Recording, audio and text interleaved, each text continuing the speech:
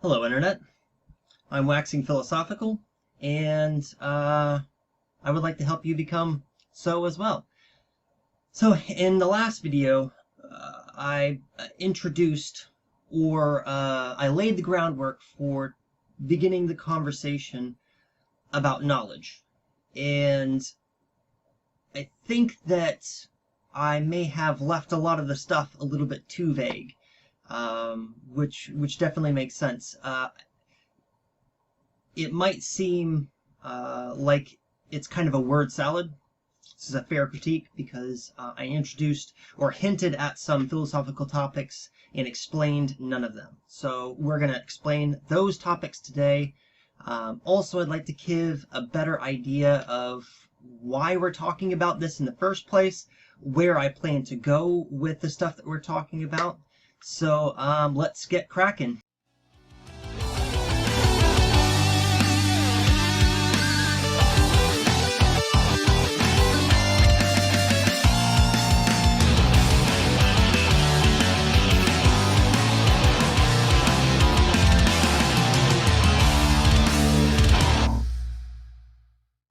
So let's get into greater detail some of the things that I hinted about in the previous video, lay out a more clear path, and talk about where it is that I would like to go with this, why I'm doing this whole project in the first place.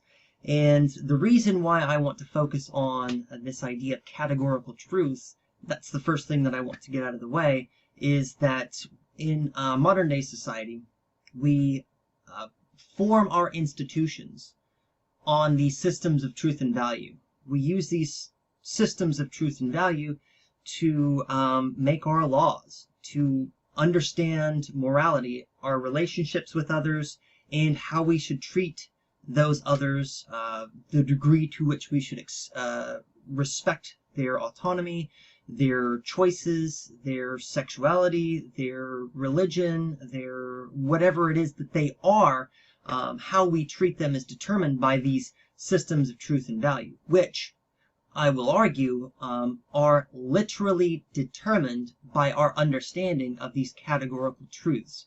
So it's very important that we understand our relationship with how we come to develop these truths and what we do with those truths in the real world. So let's lay out a kind of roadmap or an outline for where we're going to go. Let's try that again. Let's lay out a roadmap for where we would like to go. And I would like to begin with, of course, axioms, like I mentioned last time. The reason why we focus so much on axioms, why this is so important for understanding knowledge in general, is axioms are fundamental truths upon which we build all other knowledge about the world, about ourselves, about our worldview. We depend on these axioms to uphold certain things which make sense, which make the world make sense. And a good example of an axiom that does this for us is 1 plus 1, right? 1 plus 1 equals 2 is something that is demonstrably true.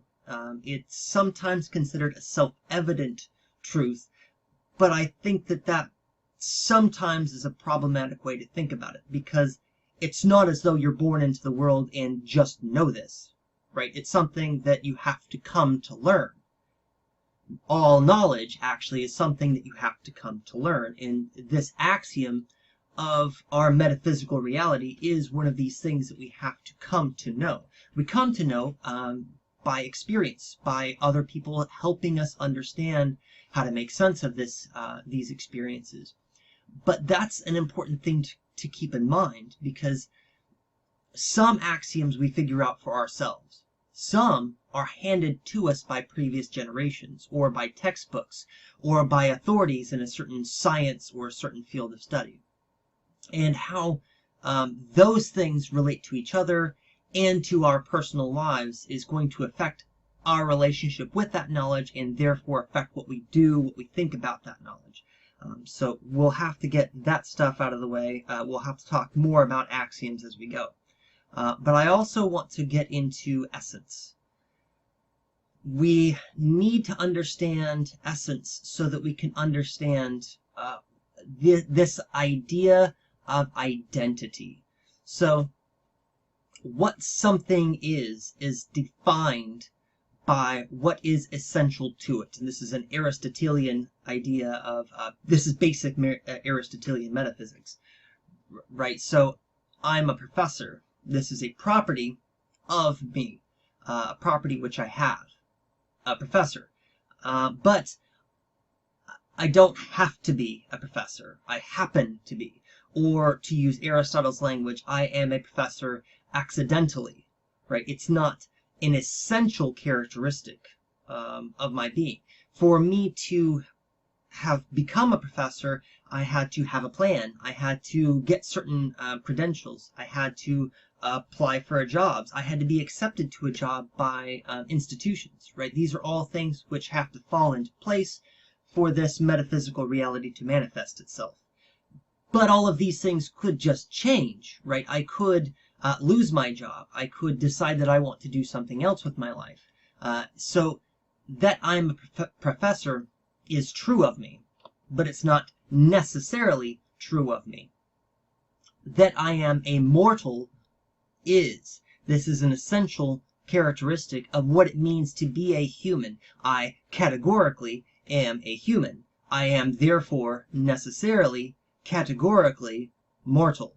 And we'll talk more about the relationship of categories again. That's where we're going. That's the end goal. But I think that this might give us a general idea of what we mean by essence and why it matters. Because if we change that which is essential about an individual, that individual has become something altogether different, right? If we change an accidental characteristic, it maintains its identity. This person is a school teacher and is now a bricklayer or is now a pizza cook, right? Any of these things can change accidentally. Has green hair, has no hair. These are accidental characteristics, and they're not essential to who we are as individuals, or to what something is, because it's not just about individuals. This same idea of essence applies to more abstract ideas.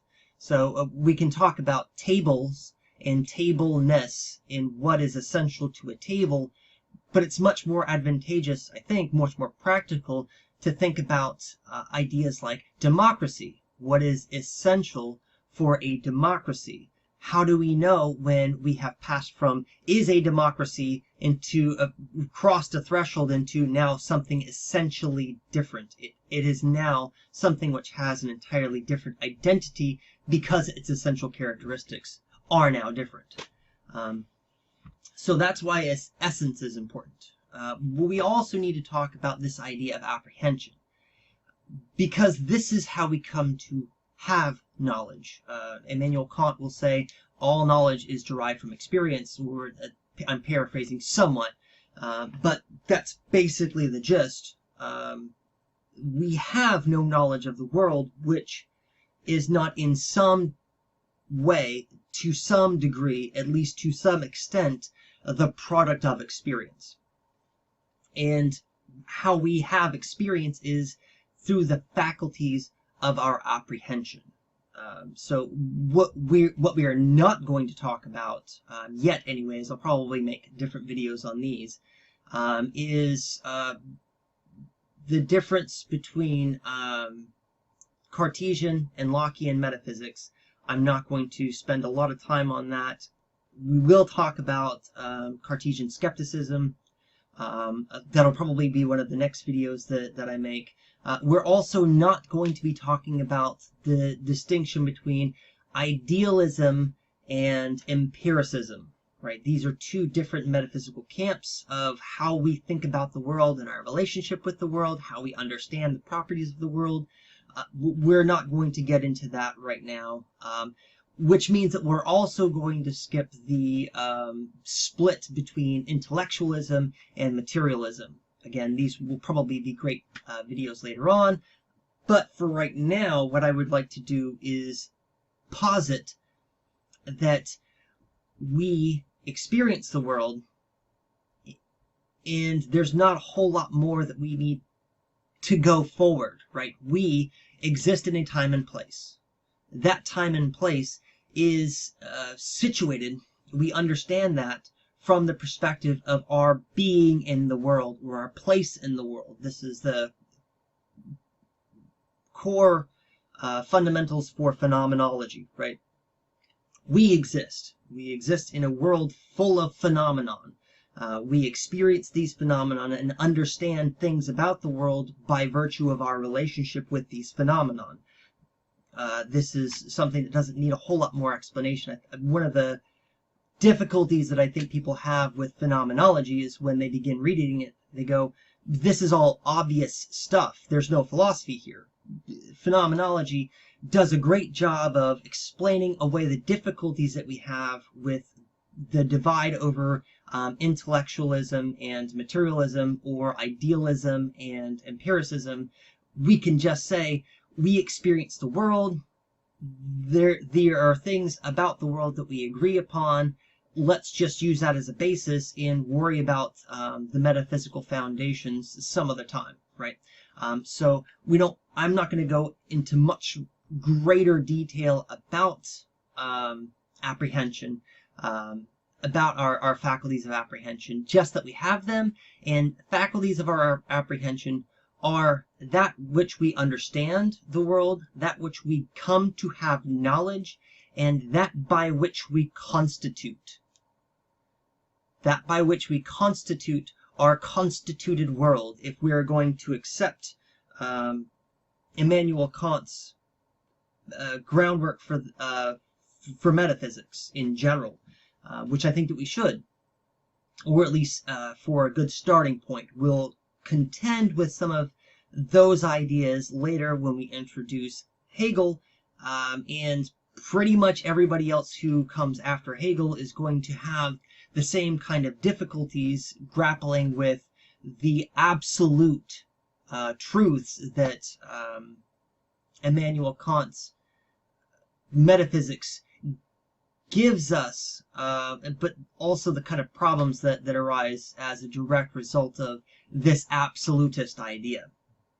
Right? So this is the path that I've laid out. I've tried to give ample credit to axioms, essence, and apprehension, that by which we understand the world, and hint at the ideas that, or hint at the general idea that this is how we come to understand not just knowledge, right? This is how we come to understand us, who we are, what it means to be an existent conscious being in a constituted world of our creation, of our constitution, of our interaction with that world, and where that takes us. So I'm going to next go into categorical truth in much greater detail, and I'm going to talk about how categorical truths determine for us these systems of truth and value.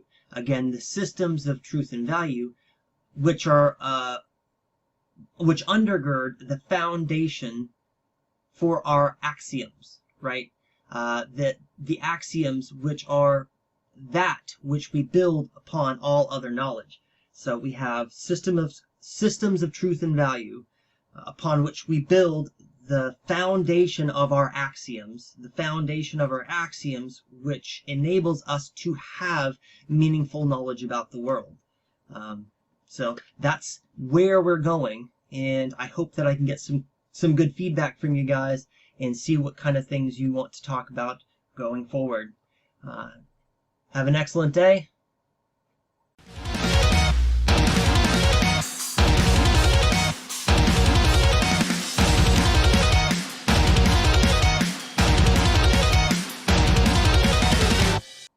We'll see you next time.